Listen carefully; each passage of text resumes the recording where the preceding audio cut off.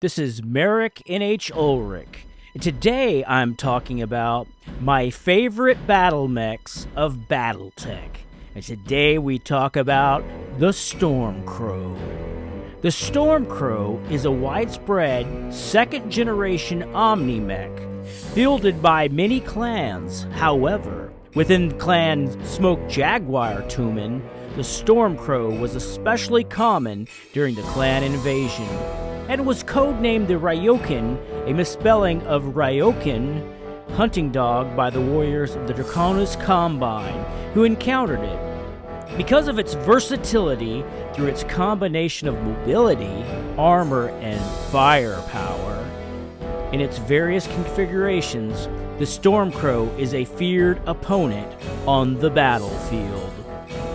The Stormcrow can trace its lineage to the Omni-Mech the Corvus, designed by Clan Hell's Horses and debuting during the Battle of Takasha.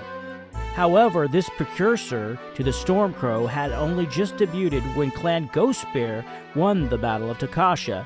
As a result of the upheaval, design copies and molds for the Stormcrow were scattered throughout clan space. The final production version of the Stormcrow debuted in 2930 after Clan Snow Raven scientists modified the Omni Corvus into the current version of this Omni-Mech. The Stormcrow is built on a lightweight Indo-steel chassis and is powered by a 330 XL engine that propels it to top speeds of 97.2 kilometers per hour, or 9 movement points on the battlefield. The Stormcrow is protected by 9.5 tons of ferrofibrous armor, giving the mech the ability to survive encounters with other units that it isn't capable of outpacing. The primary configuration of the Stormcrow is capable of engaging an enemy at any range, and it uses speeds to strike its target with a great deal of force and evade a counterattack. The mech's primary weapons are a pair of ER large lasers, allowing the mech to strike at long range. For close combat, the Stormcrow carries 3 ER medium lasers. To handle the heavy heat load, the Stormcrow Prime has 12 double heat sinks on top of the 10 mounted in the base chassis. Now listen on while I tell you what I really think about the Stormcrow. Hey guys, Merrick NH Ulrik here, and I want to talk about my favorite Battlemechs to field on Battletech. So, my first series of this, we talked about the Adder, or the Puma. It's a light Battlemech. It's a 35-ton, I believe, Battlemech in the light category. And then in my other video, I talked about the Rifleman 2C, which is a clan heavy. So I thought it'd be fitting to talk about a clan medium mech. And I was looking through a lot of the clan mechs, medium mechs that I like to field. Some are just for different reasons. And I thought I have to talk about this mech, even though sometimes it's not my favorite because it's just an all-around good battle mech.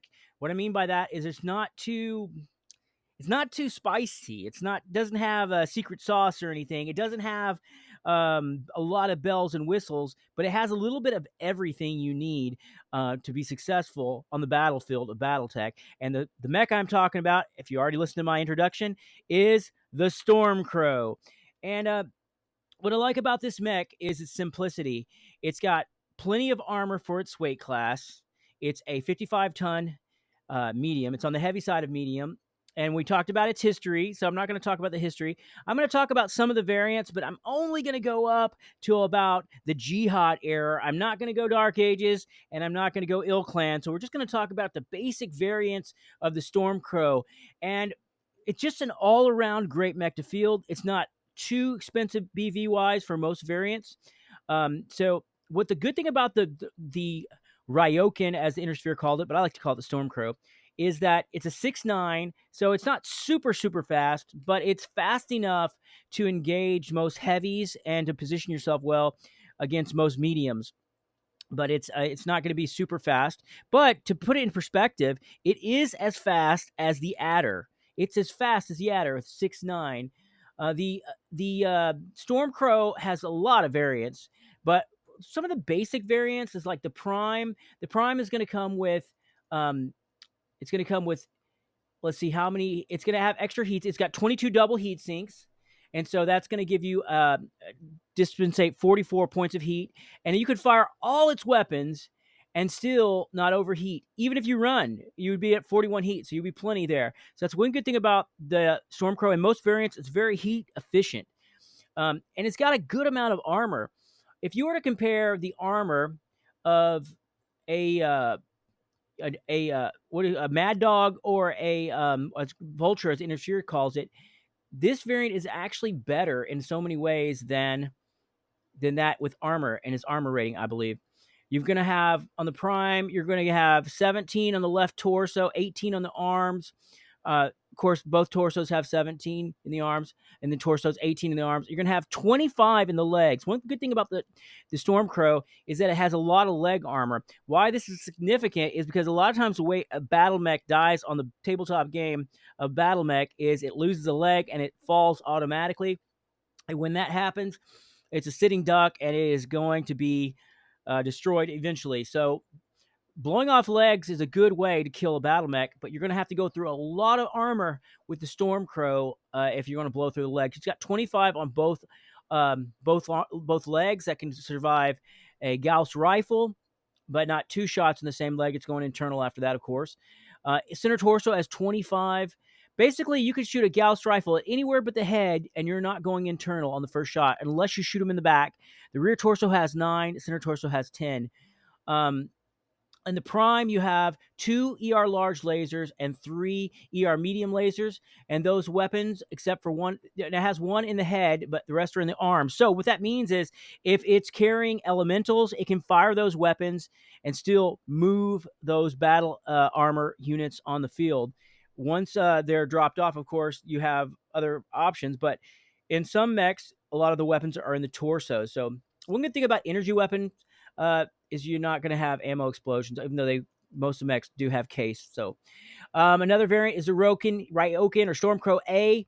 It's got 2 Streak 6s and SRM 6s with 30.30 ammo. So basically 15 rounds you can fire streaks, but you're not going to run out of streaks because streaks only use ammo when they hit and hit target, and they don't use heat unless they hit. This one has quite a bit more weapons heat. The A has an LRM 20 and 4 medium pulse lasers in the left arm. The LRM 20 is in the right arm. And the Streak 6s are in the torso. So if you're carrying battle armor, you can fire those arm-mounted weapons first, and then wait till you get up close, drop off the elementals, and fire those torso-mounted Streak SRM 6s. The Streak SRM 6s have a long range of 12. So anytime you're in range, you're going to want to fire those bad boys off. And the medium pulse lasers also have a long range of 12. But the good thing about Streak 6s is when they hit, all 6 shots hit. And when you don't hit, you don't waste ammo, and you don't dissipate. You don't use heat. All right, I said that. Okay, yeah, this does quite a bit more heat. But if you consider the LRM, the Streak 6s are going to each do 4 points of heat. That's 8 points of heat. So you're only going to have that heat when you fire the Streak 6s. So if you're at long range, you can fire those LRM 20s for a while. Get rid of that. Use up that ammo while you're at long range and when you're in medium range. And then you can fire the Streak 6s when you get closer, and the medium pulse lasers when you get a little bit closer. Medium pulse lasers have a 2-point advantage to hit. Deduction for hitting, of course, but their long range is 12 as well as the Streak 6s. So one of the crazy variants is the Stormcrow B, which has an Ultra AC 20 with 10 rounds or 5 rounds fired ultra. It does do 37 heat, which is only got 13 double heat sinks, so it's going to be 11 overheat if it uses all its weapons at the same time. The ER medium lasers in the right arm, you've got 6 of them. 6 of them. You don't have to fire all of them at the same time because that's going to do 30 points of heat every time you fire, putting you 4 over minimum, even if you don't fire the Ultra AC 20.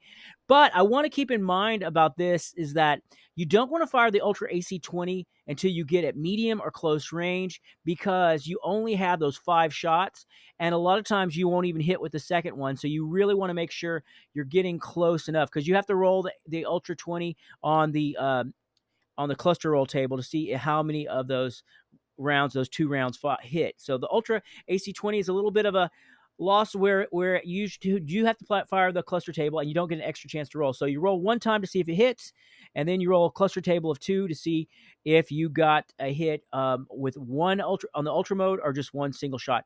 And so when you do hit with the Ultra AC-20, it packs a big punch, but it uses up ammo.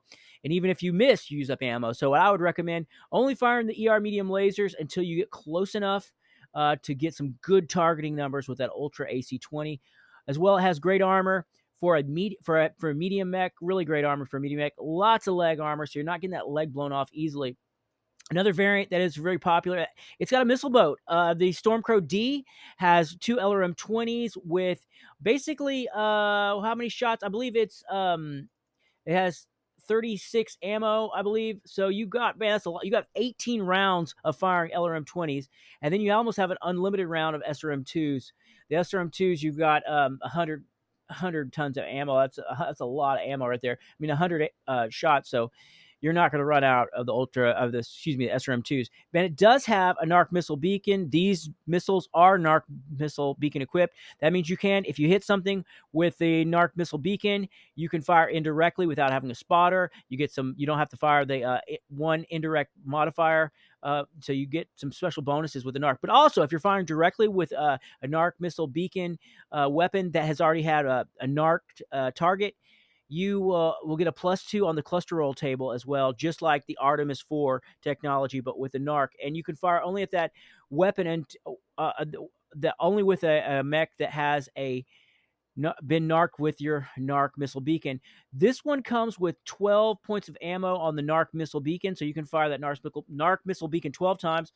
But you're going to really want to be keeping your distance with an LRM-20. You don't want to get up close, but you don't have the minimum range with clan LRMs, so that's also awesome. So really, in a way, you can fire at long range, and then you just get on there close, because you can do 40 points of damage with LRM-20s. Of course, they're going to be clustered around, and you're going to have to roll the cluster table to see how many of those missiles hit. Same with the SRM-2s.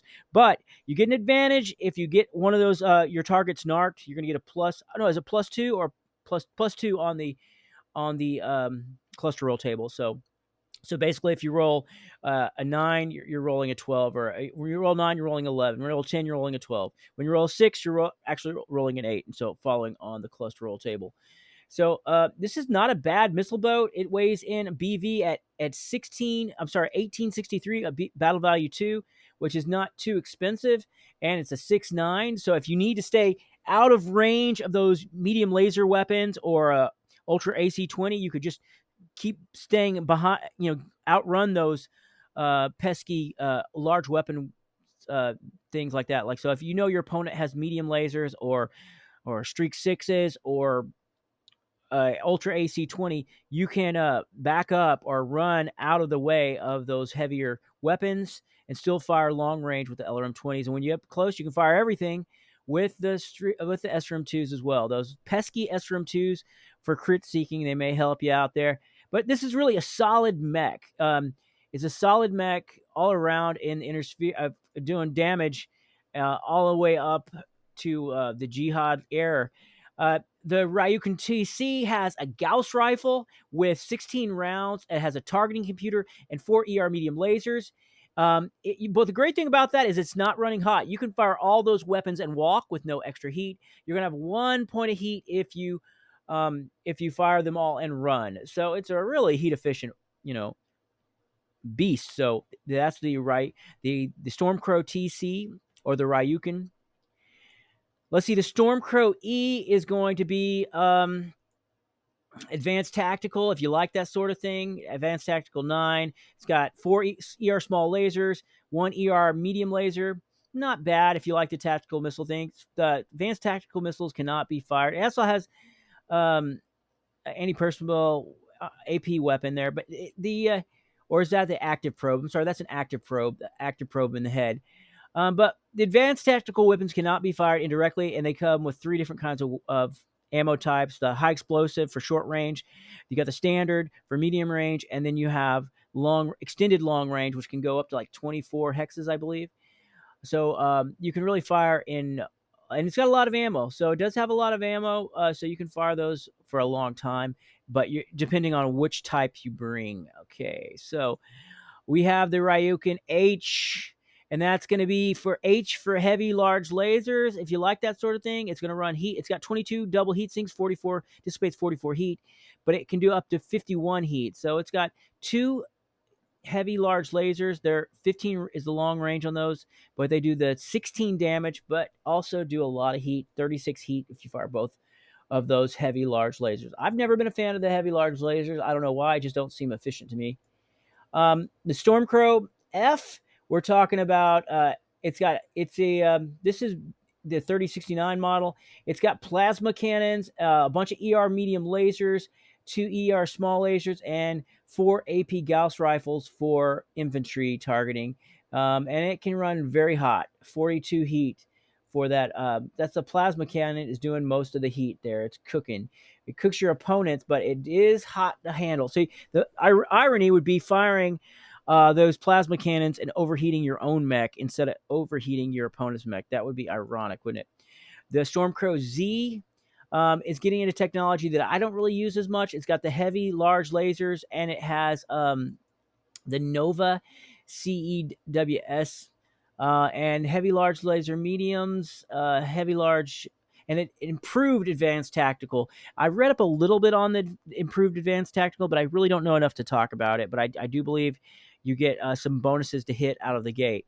All advanced tactical missiles, I didn't mention this, do have the +2 on the targeting the cluster rolls because they have Arrow 4 technology built into them.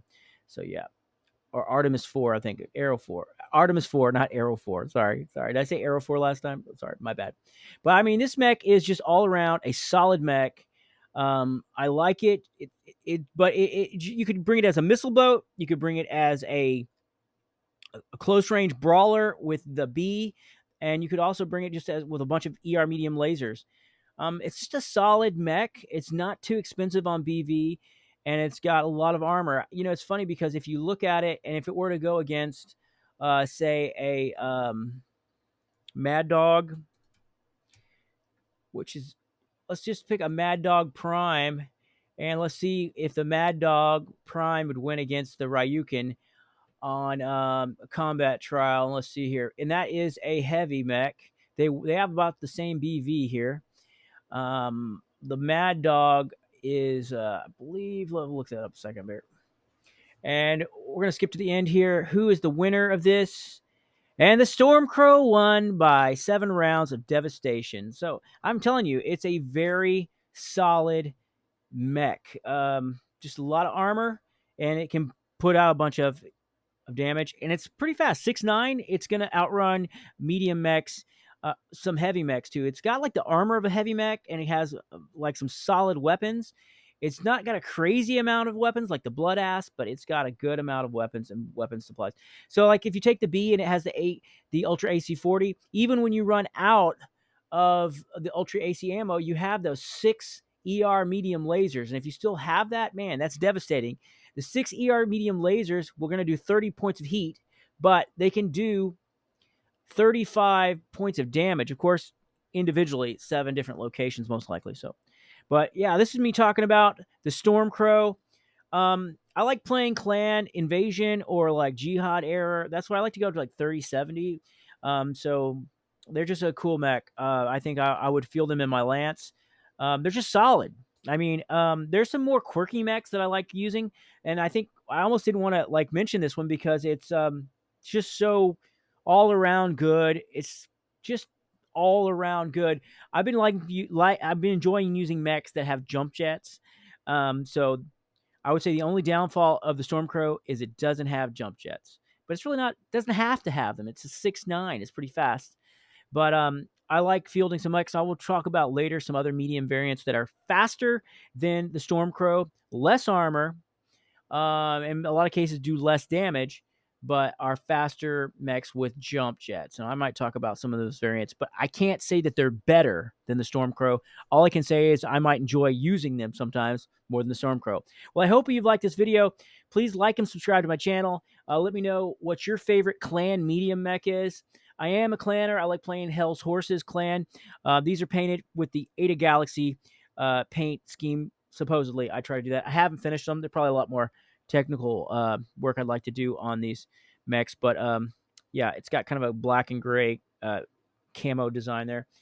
Yeah, so Stormcrow's solid mech would be good for fielding, for carrying elementals into the battlefield. It's not too shabby, not too slow. It doesn't have a lot of the pizzazz. It doesn't have mask. It doesn't have a targeting system, targeting computer. Most of these do not have some of these other little flares and whistles like an ECM suites, but it's still just a very practical mech. And BV value, it's not too expensive in all its variants. It's worth deploying on the battlefield. Well, anyways, hope you enjoy this video, and we'll talk Battletech later. Hopefully, we'll see you out, maybe playing some games in Houston or elsewhere.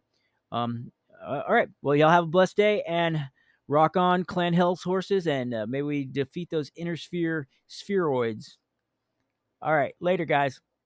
Have you read The War Drums of Canth by Mech N.H. Ulrik, a high fantasy dwarven military fantasy? The War Drums of Canth. It's long been known that the Viclogs are the last stand of freedom in the land of Delantia, and the treachery of the Blood Queen. The dwarves settled the land long before she rose to power, but they were not the first inhabitants of the Viclogs. Orcians, trolls, kobolds, and even fouler creatures ruled the land. Only a dwarf would be obstinate enough to persist amongst such dangers. Now they face their greatest danger of all. Will they unite or perish? Before the tales of Vandrin the Valorian, and before the mighty drunken swordsman Gunnar Bannerbur, 1,000 years peace reigned in the Viclogs. But before that time of peace was 1,000 years of war. Dwarven clans warred against each other for power and control of the land. Political alliance and plots and old grudges from 800 years of feudalism keep the region in turmoil. But will a growing Orcian threat unite or destroy them? This is epic fantasy, military fantasy, high fantasy, and dark fantasy. The War Drums of Canth by Mech N.H. Ulrik. Now on Amazon Kindle, Amazon Kindle Unlimited,